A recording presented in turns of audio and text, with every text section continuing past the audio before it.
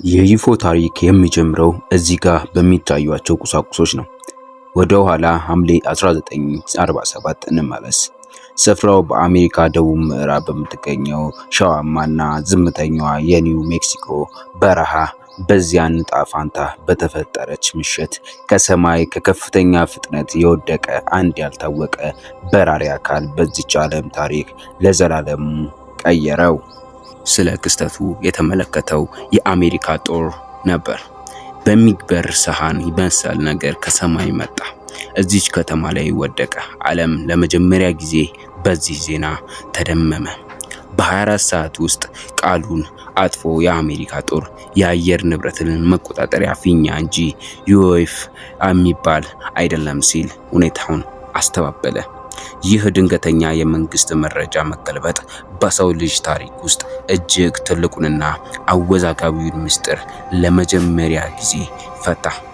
ከብዙ አስርት ዓመታት በኋላ ያ የዩፎ መገኘት ለመጀመሪያ ጊዜ የተነበረባቸው ቁሳቁሶች በዚህ ሪሰርች ሴንተርና ሙዚየም ውስጥ እንዲህ ተሰድረዋል።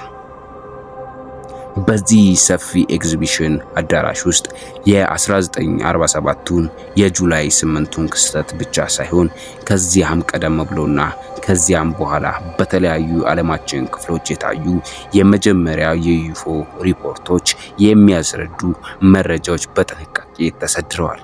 እያንዳንዱ ፎቶግራፍ፣ ጋዜጣ ቁርጥራጮች የዚህን ዘመን ስለ ዩፎ የነበረን ትርምስ በግል የሚያሳዩ ናቸው። በብርጭቆ ውስጥ የተቀመጡት እነዚህ ለመረዳት የሚከብዱ መሳሪያዎችና የዩፎ ምስሎች በእርግጥም የሰው ልጅ የቴክኖሎጂ ውጤቶች ናቸው ብሎ ለማመን የሚያዳግቱት ከዘመናቸው እጅግ የቀደሙ የፈጠራ ምናቦችን ያሳያሉ።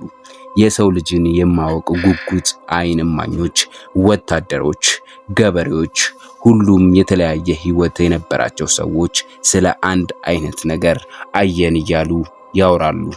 ሰው አልባ በራሪ ምንነቱ ያልታወቀ እንግዳ ፍጥረት ከሰማይ መጣ ብለው ሲናገሩ እነዚህ ሁሉ ጋዜጦች ሁሉም በዘመናት ውስጥ የዩፎን መከሰት የሚያስረዱ የዓይን እማኞች የተሰባሰቡ ናቸው። የሚያሳዩአቸው ነገሮች ሁሉ ወደ ኋላ ዓመታትን የሚወስዱ በመሆኑ እዚህ ኤግዚቢሽን ሙዚየም ውስጥ ጊዜ የቆጨመ ይመስላል።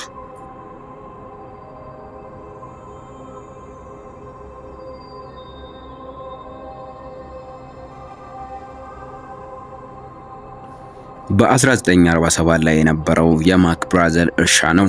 እዚህ መስታወት ውስጥ የምናያቸው ቁሳቁስ ሞዴሎች የኒው ሜክሲኮ አርብቶ አደር ከብራዘር ማለዳ ከእንቅልፉ ሲነቃ በእርሻው ላይ ተበታትነው ያገኛቸውን እንግዳ ስብርባሪ ነገሮች ወክለው የተቀመጡ ሞዴሎች ናቸው። ገበሬው በወቅቱ ለአሜሪካ ጦርና ለአሜሪካ ፖሊስ በሰጠው ቃል ማለዳ ከእንቅልፉ ሲነቃ አንድ በራሪ ዲስክ ነገር በእርሻው ላይ ወድቆ አገኘ። በተለምዶ የምናውቀው የብረት፣ የፕላስቲክ ወይም የእንጨት ባህሪ የሆንላቸው እነዚህ በእይታ የቀረቡት መግለጫዎች እንደሚያሳዩት እዚያ የገበሬው እርሻ ላይ የተመለከታቸው ቁሳቁሶች የሰው ልጅ አእምሮ በወቅቱ ሊረዳው ከሚችለው የፊዚክስ ሕግጋት ውጪ እንደነበሩ የአሜሪካ ጦር መዛግብት ያሳያሉ። በእጅ ቢጨብጠው እንደ ወረቀት የሚታጠፍ ነገር ግን መልቀስ ሲጀምር ምንም እንዳልተፈጠረ ወደ ቀድሞ ቅርጹ የሚመለስ የማስታወሻ ብረት፣ በእሳት የማይቃጠል በቢላ የማይቆረጥ እጅግ ቀጭን ፎይል እና ከምድራችን ቋንቋዎች ባንዳቸውም የማይመደብ ውስብስብ አካል ነው። በተመለከትኩት በኋላ ይህ ነገር ከዚህ ምድር የተሰራ አይደለም ብሎ ለመመስከር ሰከንድ አልፈጀበትም ነበር ገበሬው።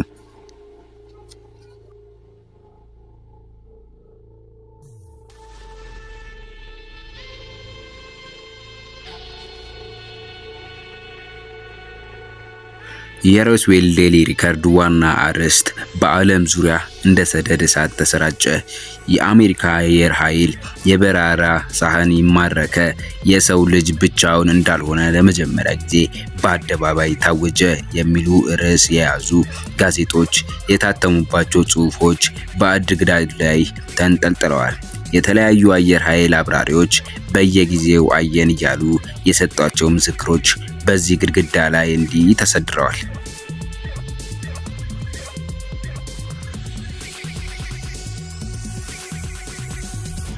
ይህ የወፎች መንኮራኩር የሚንቀሳቀሰው ምድራዊ ባልሆነ የጸረ ሰበጥ እና የኤሌክትሪክ ማግኔቲክ ሞድ ቴክኖሎጂ እንደሆነ ታምኖበታል። እይታን በሚያስደነዝዝ ፍጥነት ያለምንም ድምፅ ማዕበል መገስገስ እና በ90 ዲግሪ ማዕዘን መታጠፍ የሚችል አስገራሚ ቴክኖሎጂ ከማሽኖቹ እና ከብረታ ብረቶቹ ባሻገር ግን በሰውነት ላይ የብርድ ስሜት የማለቅ እጅግ አወዛጋቢው የሙዚየም የልብ ትርታ የሆነው ክፍል እዚህ ጋር ይገኛል። ባዮሎጂካሉ ማስረጃም በ1974ቱ አደጋ ሕይወታቸውን አለፉ ስለተባሉ ምድራዊ ያልሆኑ ፍጡራን የቀረበው የሕክምና ሪፖርትና ማሳያ ሞዴል ነው። በመስታወት ውስጥ የምትመለከቱት ዶክተሮችና አንድ እንግዳ ፍጡር ይታያል። እነዚህ ደብዘዝ ባሉ መስታወት ክፍሎች ውስጥ የተቀረጹት ፍጡራን ሞዴሎች ዓይን እማኞች የነርሶችና ዶክተሮች የሰጡት ምስክርነት መሰረት በጥንቃቄ ለማሳያ በማዕከሉ ውስጥ የተሰሩ ሞዴሎች ናቸው። ቁመታቸው ከ1 ሜትር ተኩል የማይበልጥ ፀጉር አልባ እጅግ ግዙፍ ቀጭንና ትልልቅ ሰፋፊ ጥቁር ዓይኖች ያላቸው ፍጡራን። እነዚህ ፍጡራን ከየት መጡ? ዓላማቸውስ ምን ነበር? በእርግጥ የሰው ልጅ በዩኒቨርስ ውስጥ ብቻውን ነው ወይ የሚሉ ጥያቄዎች በሰፊው እንዲነሳ ያደረገ ነው። እነዚህ በዕቃ ተደርገው የተቀመጡ ፋይሎች የአሜሪካ ጠፈር ምርምር ተቋም ናሳ የተገኙ መረጃዎች ጥርቅም ናቸው። ከዚህ ክፍል ውስጥ የምናገኛቸው ወረቀቶች ተራ ወረቀቶች አይደሉም። እዚህ ክፍል ውስጥ የተሰበሰቡት የቪዲዮ ቅጂዎች ተራ ቅጂዎች አይደሉም። ሳይንስ ሊመልሳቸው ያልቻለው ዓለም አቀፍ እንቆቅልሾች ናቸው። የሰው ልጅ እንግዳ ፍጡራን ሊኖሩ ይችላሉ ብሎ ያሰበባቸው ዘመናት ጭምር ሳይቀሩ የተጻፉ ልብ ወለዶች፣ የተሰደሩ መረጃዎች በዚህ አርካይቭ ውስጥ በጥንቃቄ ተሰድረዋል።